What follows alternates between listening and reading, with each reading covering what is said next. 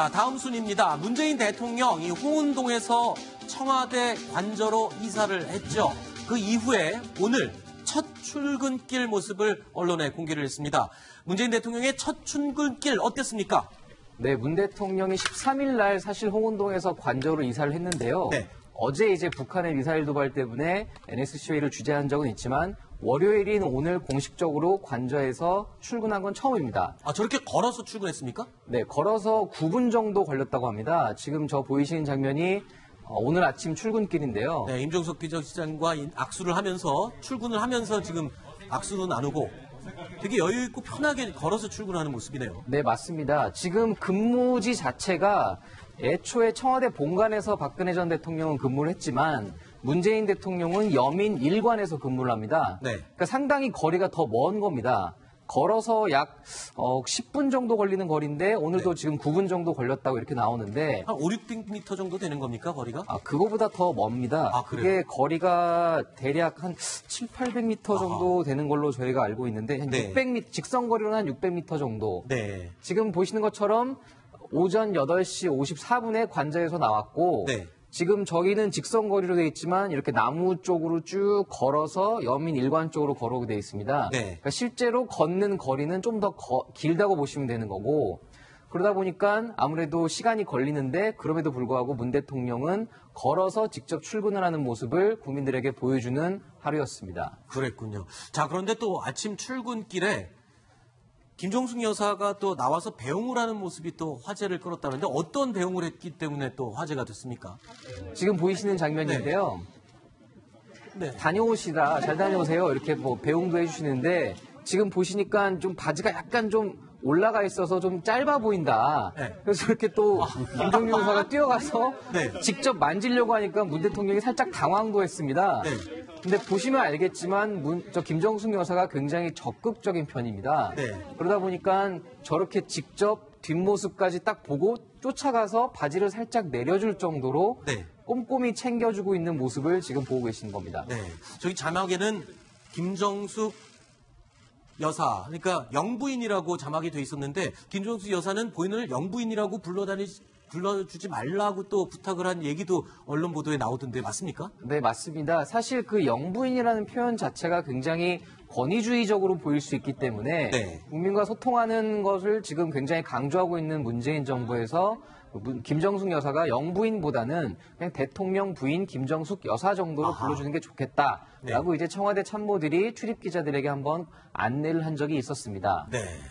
영부인이 출근하는 대통령을 쫓아와서 바지 좀 내리라고 짧아 보인다 그러면서 직접 끌어내리는 모습. 굉장히 그냥 일상적으로 보통 사람들이 볼 수 있는 집에서 현관에서 있을 수 있는 그런 모습이 연출이 된 것 같습니다. 네.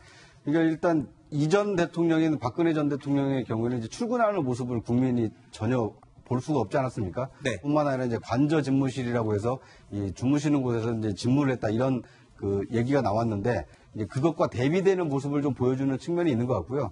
또 지난주와 또 이번 주는 좀 크게 또 좀 다른 점이 있습니다. 네. 이번 주는 이제 관저에서 이 여민 일관으로 출근을 하다 보니까 시민들하고는 철저하게 단절이 돼 있지 않습니까? 그렇죠. 어떻게 보면 이제 경호관이라든지 이제 청와대 근무하는 사람들과 동행할 수밖에 없는데 지난주에는 이제 사저에서 출근하다 보니까 출근길에 시민을 만나서 그렇죠. 같이 셀카도 찍고 했었는데 물론 이제 그런 모습이 뭐 늘상 있을 수는 없는 모습이지만 관저로 들어가니까 아무래도 조금 달라지는구나 이제 이런 점을 좀 볼 수가 있었습니다. 네, 방금 이제 지난주에 홍은동에서 출근하는 모습 얘기가 나왔는데 홍은동 사저에 떠나면서 이제 이사를 주말에 가면서 주민들에게 또 무슨 선물을 남기고 왔다 하는데 어떤 선물이었습니까? 네, 지금 저 보이시는 사진이 주민들에게 남기고 온 선물인데요. 이게 박스인데 이 박스 안에 뭐가 들었습니까? 시루떡이 들어있었습니다. 아하. 시루떡과 함께 대통령 문재인, 김정숙 드림 해서 이웃 여러분 이곳에 함께 살아서 참 좋았습니다. 네. 이렇게 쓴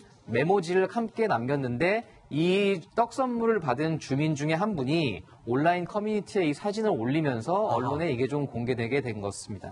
이거는 그러면 청와대 측에서 공개한 게 아니라 홍은동 이웃 주민들이 SNS에 올리면서 공개가 된 내용이군요. 보통 이사 오면은 잘 봐달라 그러면서 시루떡을 돌리는데 이사를 떠나면서 이웃들에게 돌리고 떡을 돌리고 이사를 간 거죠. 특이합니다. 그러니까 저게 이제 그 청와대 관저로 이사를 간 사람이기 때문에 그럴 수밖에 없는 거 아닙니까? 네. 관저에서 떡을 돌릴 이웃이 없지 않습니까? 네. 청와대는 이제 경내가 이제 철저하게 외부로 또 단절이 돼 있기 때문에 네. 이제 그러다 보니까 함께 동고동락했던 주민들에게 이제 감사 인사를 이렇게 시루떡을 돌리면서 예, 입주해서 돌려야 될 떡을 네. 이제 함께 살았던 과거 주민들에게 좀 돌린 게 아닌가 싶습니다. 네. 아니 뭐 여민관에도 좀 돌리고 본관에서 뭐 그럴 수도 있지 않을까. 이웃들에게는 분명히 떡을 돌려야 될 이유가 있습니다. 네. 그 선거 전후로 해서 네. 많은 취재진들이 몰려서 동네가 굉장히 소란스럽고 아하. 조용했던 동네가 주거 그랬죠. 여건이 나로 인해서 네. 물론 이제 그 대통령 선거라는 아주 막 중차대한 임무를 수행하는 과정에서 불가피하게 벌어진 일이라 하더라도 주민들에게는 여러 가지 불편이 많았을 겁니다. 하지만 그 주민들이 다 이해해주고 참아냈던 그런 인내심에 대해서도 감사하는 마음을 저렇게 표현한 것으로 보입니다. 네. 근데 지난 10일이었죠. 취임식 이후에 김정숙 여사가 달려가서 눈물을 흘린 곳이 있다라고 알려졌는데 그게 뭐 어딥니까? 왜 또 눈물을 흘린 겁니까? 네, 바로 그 김정숙 여사가 졸업했던 네. 숙명여고였습니다. 네. 그게 취임식 당일이었습니다. 지금 네. 사진에서 보시면 아시겠지만 저 옷이 김정숙 여사가 국회에서 문재인 대통령 내외가 취임 선서할 때 입었던 그 옷인데 네. 그날 취임식을 마치자마자 그 지금 도곡동에 있는 숙명여고를 찾아서 네. 은사님 그리고 동문들 이렇게 다 일일이 만나서 인사를 드리면서 아하. 그동안 찾아뵙지 못해서 죄송했다. 선거 네. 기간 동안에는 그렇게 자주 가지 못했는데 네. 지금 저 사진에는 안 나오지만 손혜원 민주당 의원이 지금 김정숙 여사와 같은 학교를 졸업했습니다. 네. 빠른 5년생이라서 나이는 한 살 차이지만 지금 저 왼쪽에 마이크를 잡고 있는 손혜원 의원이랑 같은 동기 동창입니다. 네. 그래서 숙명여고에 함께 찾아가서 그동안 이제 뭐 감사했던 그런 마음들을 좀 전하고 직접 은사에게 이름이 달린 명찰을 이렇게 달아드리면서 네. 꼭 포옹도 해드리고 네. 같이 기념사진도 찍은 지금 모습을 보고 계시는 겁니다. 네, 그러니까 오늘이 또 스승의 날 아닙니까? 그래서 스승과 동문들을 찾아뵙고 스승님을 만나 뵙고 어떤 복받친 눈물을 흘린 그런 모습이었군요. 자, 그리고 문재인 대통령 오늘 오후에 찾아가는 대통령 첫 번째 행보로 미세먼지 없는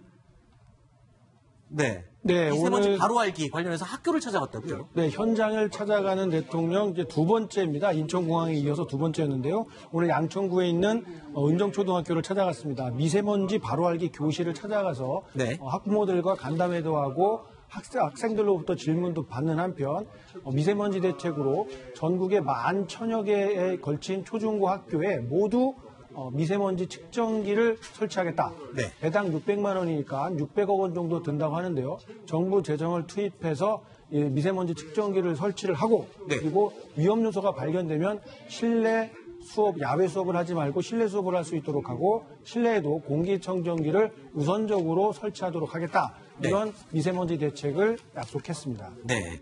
이 미세먼지 바로 알기 교실을 방문한 문재인 대통령 직접 언급한 내용이 있습니다. 함께 들어보시겠습니다. 대통령도 미세먼지에 대해서 좀 더 많이 알려고 왔거든요. 괜찮죠? 네. 우선은 미세먼지가 뭔지 누가 설명할 수 있어요? 공부 많이 했어요? 공기 떠다니는 그런데 사람 눈에는 보이지 않고 그러나 공기 속에 섞여 있기 때문에 사람이 호흡을 하면 몸속으로 함께 들어와서 여러 가지 질병을 일으키고 우리도 건강을 나쁘게 만드는 것. 그게 미세먼지죠? 지금 그렇게 생각하면 됩니까? 네, 너무 잘하시네요. 미세먼지가 막 나쁨 때문에 제가 나가지 못하는데 이런 막 친구들과 밖에서 놀려면 미세먼지가 좋아야 되잖아요. 걱정 때문에 네, 바깥에서 놀기도 좀 걱정되고 네, 그리고 또 미세먼지 뭐. 바깥에서 수업하는 것도 조금 걱정되고 그렇죠? 네, 그 얘기 하는 거죠? 네. 그래서 어떻게 하면 돼요? 미세먼지가 없게 네. 깨끗한 곳좀 만들어달라. 네. 그래요? 자, 대통령 선거 기간 동안 그 홍보에 힌트를 쳤던 문재인이 1번가 여기서도 가장 많이 팔린 상품, 정책 상품이 이 미세먼지 없는 사회 이 내용이었다고 지금 알려지고 있는데 자, 어떤 대책을 나눴습니까? 예, 세 번째 업무 지시가 오늘 나왔는데요. 30년 이상 된 노후 화력 발전소를 6월 한 달 동안 잠정 폐쇄하라. 이런 초강경 조치를 내놨습니다. 네. 이어 내년부터는 매년 3월부터 6월까지는 4개월 동안 가동 중단을 정례화하고 장기적으로는 임기 내에 노후발전소 10기를 모두 폐쇄하겠다. 노후 화력발전소입니다. 그러니까 석탄을 떼는 네. 이런 화력발전소를 모두 문 닫게 하겠다. 이런 강경한 미세먼지 대책을 제시했습니다. 네. 자, 그런데 미세먼지는 또 국내뿐만 아니라 중국에서 날아오는 미세먼지의 양이 아주 많은 비중을 차지하고 있습니다. 그래서 이 중국과의 외교 능력도 문재인 대통령의 시험대에 오를 것으로 예상이 되고 있습니다. 자, 그리고 청와대가 바쁘게 돌아가고 있습니다. 지금 인수위가 없이 시작된 국정 운영, 그래서 굉장히 바쁘게 돌아가고 있는데 전 정부에서 현 정부로 인수인계하는 서류 자체, 그러니까 문서, 이런 내용들이 거의 없다고 얘기가 나오고 있어요. 그렇습니다. 오늘 청와대 핵심 관계자의 말을 인용한 보도가 나왔는데요. 지금 현 정부가 들어서기 전까지 인수위원회가 따로 구성되지는 않았습니다만 일관되게 새로운 정부가 새롭게 추진하는 정책도 있겠습니다만 과거 정권이라 하더라도 계속해서 청와대가 챙기고 지켜보고 어떤 업무 연속성을 이어가야 될 정책들이 상당히 많을 텐데도 불구하고 이전 정권, 박근혜 정권에서 다뤘던 어떤 정책에 대한 관련 서류들이 하나도 남아있지 않더라. 네. 그래서 업무 연속성을 지속하기가 쉽지 않은 상황이다. 어렵다.